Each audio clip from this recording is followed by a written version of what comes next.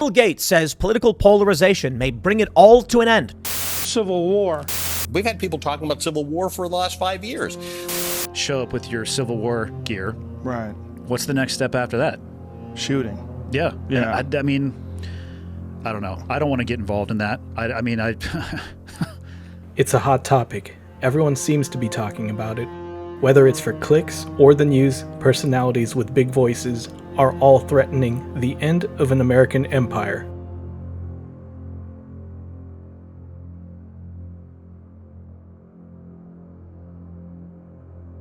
When you start looking at everything with an eye towards history, however, what if we're at the edge, but at the edge of something big?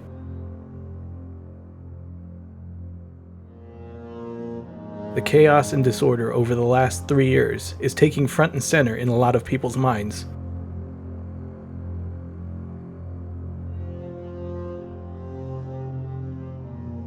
Of course, many people blame different things that initiated the current cycle of events. It's only a matter of time. Justice is coming. Nazi, Nazi, Nazi! I just lost my mom, man. Especially young people, by the way. Our city can't be a petri dish. Governor Romney, I'm glad that you recognize that Al-Qaeda is a threat. Because a few months ago, when you were asked what's the biggest geopolitical threat facing America, you said Russia. Not Al-Qaeda, you said Russia. In the 1980s are now calling to ask for their foreign policy back. When we zoom out and examine what's happening in the larger context of the human timeline, we can see technology may change, but humans and the situations they create seem to be very similar. What if it wasn't one single event or person that we can blame this on? What would we do if we realized this cycle of endings and beginnings is just a pattern of human behaviors based on how far removed we are from the historical catalysts that created the situations that we face? The deepest form of maintaining preparation is realizing most situations have already played out through history, though not to equal scale and certainly without the same technology. Through that realization, we can prepare on different levels, from the most basic level of storing food for potential hard times on the horizon, to ensuring that our bloodlines will be fully prepared to go through incremental generational steps that increase social and physical mobility, influence, and resources. Two important individuals have been talked about in the current prepper, political, and pop culture cycles. Had the events over the last 3 years gone differently, maybe they wouldn't have been as widely known outside of the respective niche audiences.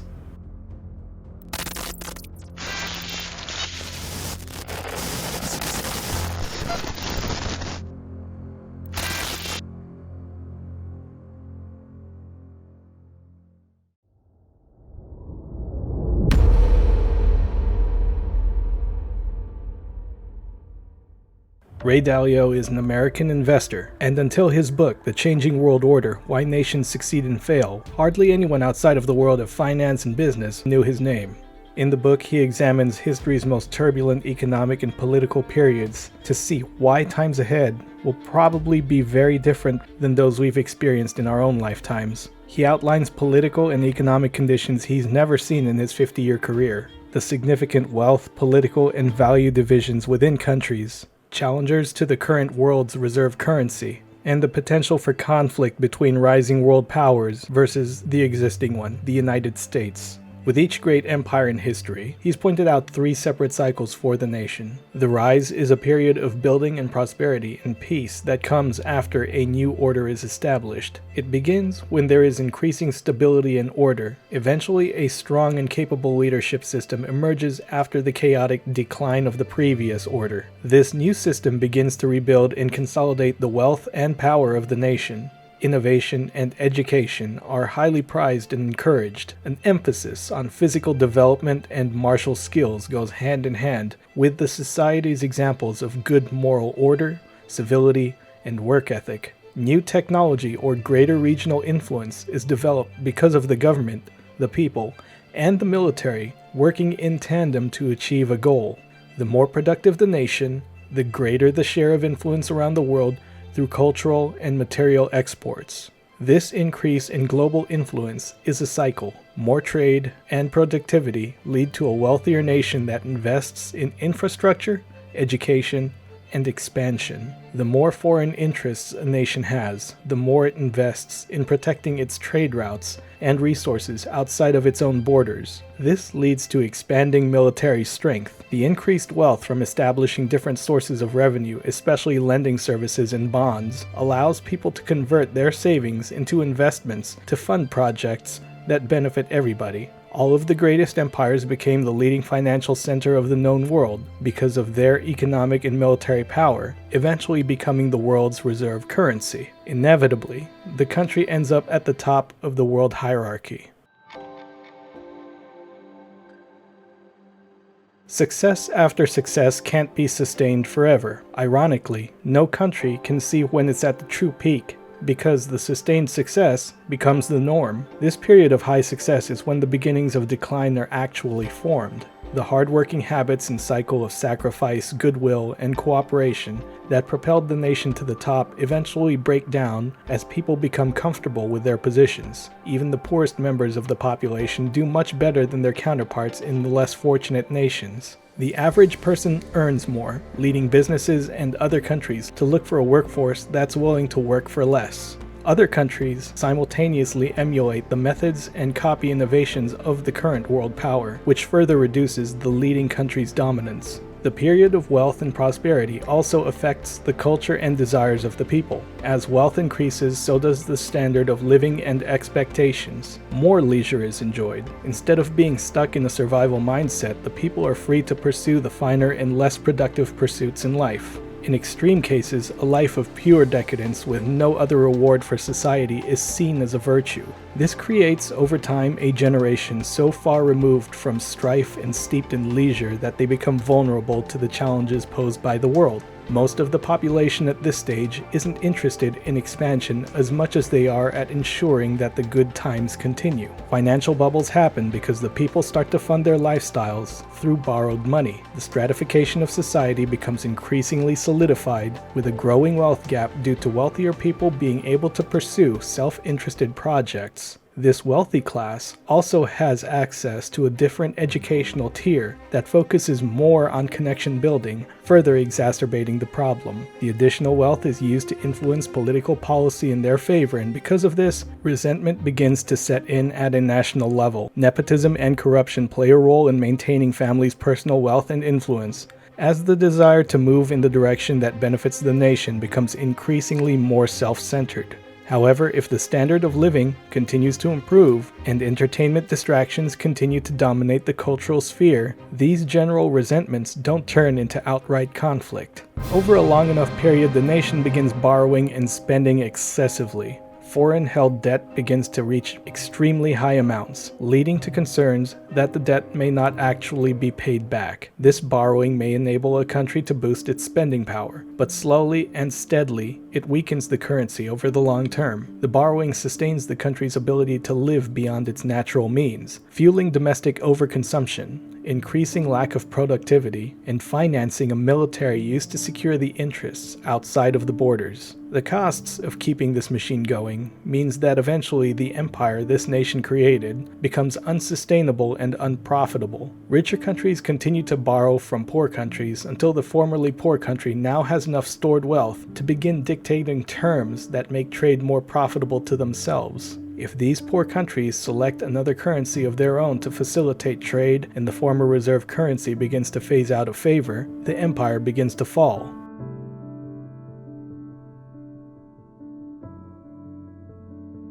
The decline can be stated with the simple adage of what goes up must come down. Conflict and catastrophic events dominate this phase of a nation's lifespan as the dominant world empire. Internally, defaulting on debt and inflation are increasingly seen as the only option. However, history shows that nearly every nation chooses to print more new money rather than calling it quits entirely. Devalued currency and inflation mean that prices of goods and services become more expensive on a consistent and rapid pace. Prices can literally double overnight, while lots of people find they're still being paid the same. There would be no distinction in left or right in terms of extremes. Both sides will blame different sections of the elite members of the society as the main culprit for the empire's issues. Taxes on the wealthiest people continue to rise, leading them to spread their money in other places, assets, and currencies that seem to be a more stable option. This craters the tax system in place, as the wealthiest people on a percentage basis pay out the bulk of a country's tax revenue. Interesting to note that even if you confiscated all of the actual wealth of billionaires today in the United States, it would only run the US government for 8 months. If the outflow of wealth begins to threaten the empire's survival, it becomes outlawed, and those who are attempting to flee begin to panic. Productivity is undermined and anarchy and discontent begin to set in, first in small pockets, then in larger scale. This is the most likely time a populist leader who's seen as someone who can bring order to chaos is sought out. If a social conflict continues, it leads to a revolution or civil war, and big changes in terms of government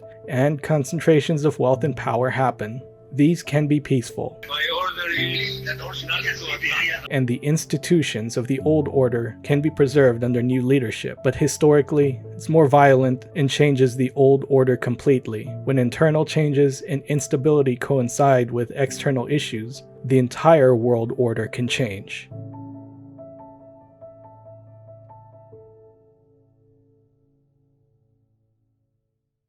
Thucydides' trap refers to the natural and inevitable conflict that arises when a rising power challenges the dominant old one. International conflict is possible if the new power has built up a military that can stand up to the current empire's military forces. It will almost always take advantage of the current civil weaknesses and issues. Simultaneously, an empire defending its borders and its interests put it in a vulnerable cycle of continually creating more money to finance its military while keeping its own economy afloat. Random tests of power are initiated by weaker countries, since at this stage there isn't a true viable system of peacefully resolving the issue. New alliances would be formed at this time. Wars are costly for all nations involved, but they also have historically settled the final score on the world stage to signal who the boss is. The world will either see the current empire renewed and re-strengthened through the conflicts it's faced and succeeded over, with more strength built on the foundations of the old one, or a completely new one will be in its place as the dominant world order, changing the balance of power in the world.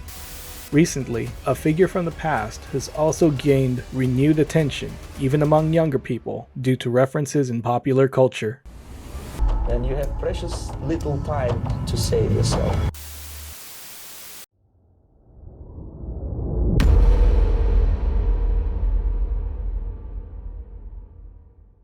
Yuri Bezmenov was almost completely forgotten by many Americans.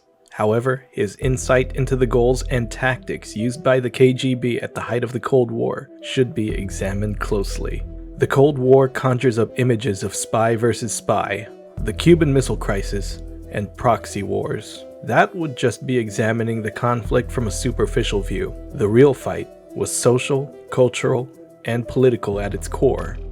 Only about 15% of time, money, and manpower is spent on espionage as such. The other 85% is a slow process which we call either ideological subversion or active measures, активные мероприятия, to change the perception of reality of every American to such an extent that despite of the abundance of information, no one is able to come to sensible conclusions in the interests of defending themselves, their families, their community, and their country. This chart of the subversion process, according to Bezmenov, warrants a closer look. The entire process of ideological subversion can be divided into 4 main steps. The first is demoralization. For this step in the process, 15 to 20 years are needed. According to Bezmenov, that is the amount of time required to educate a generation. Helping along the way are media and teachers who've become sympathetic, consciously or unconsciously, to the theoretical causes of the subverting nation. What follows next is destabilization.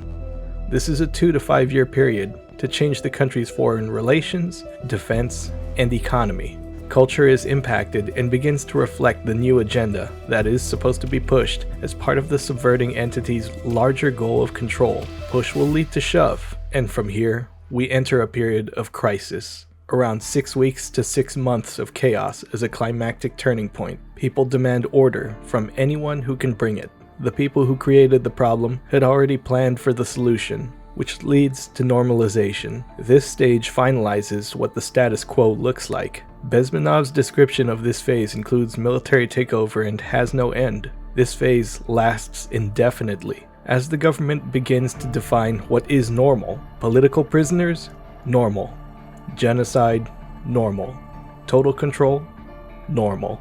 The most chilling statement he's made on the psychological damage that this process does is the one he discusses here. Exposure to true information does not matter anymore. A person who was demoralized is unable to assess true information. The facts tell nothing to him. Even if I shower him with information, with authentic proof, with documents, with pictures, even if I take him by force to the Soviet Union and show him concentration camp, he will refuse to believe it.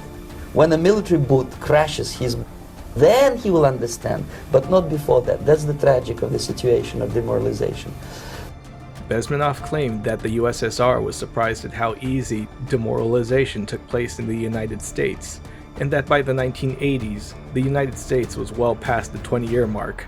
If we follow the timeline he gave, we can see the beginning of the demoralization stage with McCarthy and other politicians of the time pushing back, and the beginnings of US involvement in proxy wars with Communist China and the USSR. Domestically, you had incidents at Kent State, the growing counterculture focused on the self, the fears of peak oil. The so-called war on drugs also began. The time was ripe, and in the 1980s, it seemed that all it would take was another little push to finally send the US over the edge.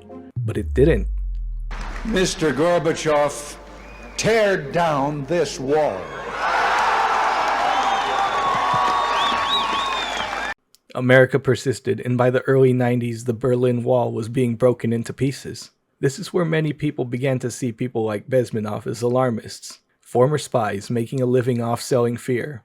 Stability and good times had returned, and outside of those with an enthusiasm for spies and politics, the name Bezmenov wouldn't be referenced outside of those circles for another 30 years.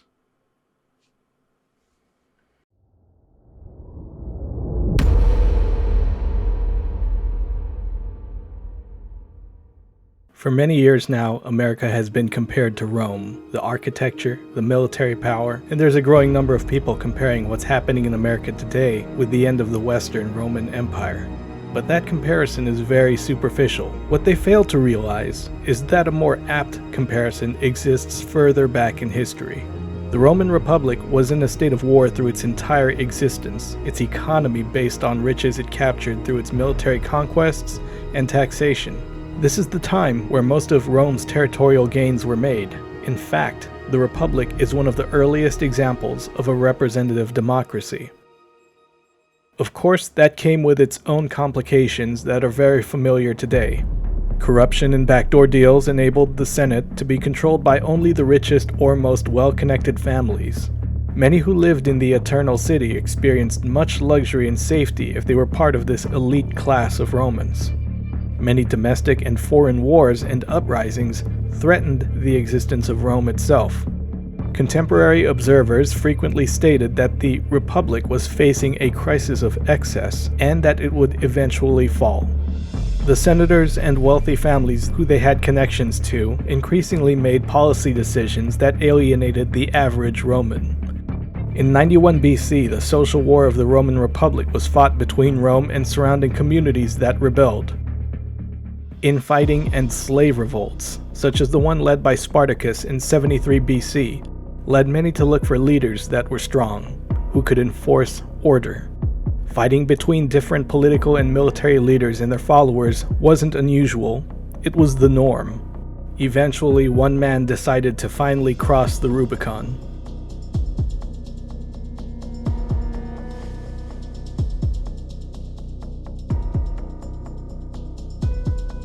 Many in the Senate were not too thrilled that this general and populist had taken what was essentially permanent control. This ensured that they were almost completely cut off from the near unlimited power they had enjoyed if they said the right words to sway public opinion. He would be murdered on the Senate floor in 44 BC by elites who were worried he would bring back the monarchy in that their wealthy families would lose land and prestige, as his new land reforms were largely in favor of the landless classes. The Republic went through major events that could be called civil wars, not counting any of the rebellions, external adversaries, or political rivalries that ended with hundreds dead before it became the empire. That's over 100 years of political and cultural power struggle. So if we aren't an empire and we're instead nearing the end of the Republic, what would an American empire even look like? For starters, any pretense of playing nice and being a partner is out the window. Allies would be handsomely rewarded and protected, something that is easy to imagine. Any dissenting opinions may be dealt with. Germany will become totally dependent on Russian energy if it does not immediately change course. Here in the Western Hemisphere, we are committed to maintaining our independence from the encroachment of expansionist foreign powers. There will be no longer a Nord Stream 2. We will bring an end to it. But how will you do that exactly, since the project and control of the project is within Germany's control? We will, I promise you, we'll be able to do it. Think about the power and control it takes to ensure entire nations, not just smaller territories, would come under the full protection of the United States. Weaker countries would accept their status as vassal states under the technological and military control of the American empire, willingly or by force. Communication and information would be controlled by American-dominated online resources and mass media, including entertainment. Resources would directly benefit the citizens of the homeland, with minor benefits extended to the countries of origin if they were allowed to remain autonomous. People may say this is what's been happening for decades based on military base locations and through the fact that we're already the world's reserve currency. However, we still respect and adhere to national borders and customs at policy level, even if the lines do get blurred in reality. What it comes down to is, right now, if there's a mistake that's been made, the political arm of America still explains what it's doing and why it's doing it. An empire wouldn't need to explain itself to anyone. Could it be something we need to watch out for on the horizon? Could our best course of action, our focus, be instead that we guide the next generation of men and women according to our ideals? As a species, I have no doubt humanity will survive. As a culture and people, I would hope that Americans look to our beginnings and see what made this country a powerhouse in the first place. We are met with many forks in the road, and ultimately 2 directions to take with 4 separate outcomes. The first is that the US and the world continue as it has for the last 100 years. The ebb and flow of power and territory will continue to shift, but business will continue as it always has. The opposite side of that is balkanization and the loss of everything that the nation has built up. This outcome is the least possible in my eyes based on history, as our cultural and political elites would lose nearly everything in the process. The next outcome is that the cultural right wins, and counter to that, the left. The first breath, that cry, that pain from feeling air on its lungs for the first time, that's when it entered the earth. Ultimately, it's up to us to prepare the next generation, to mentor and set the example, create art and stories that praise the epic triumphs of our heroes. Preparing at an individual level may ensure that we ourselves survive, but we also have a responsibility to ensure that the world we leave our children and our grandchildren is the best possible version that we can. We need to be a nation with an agreed upon culture, outlook, and base of knowledge to prevail over the challenges that separate our people's ideologies. Seasoned travelers know that the average American can't just immigrate to other countries and assume they can carry on with the same attitudes and beliefs. That would create friction that can build into hostility. For most Americans, there is nowhere left to go. Empire or republic, this is home.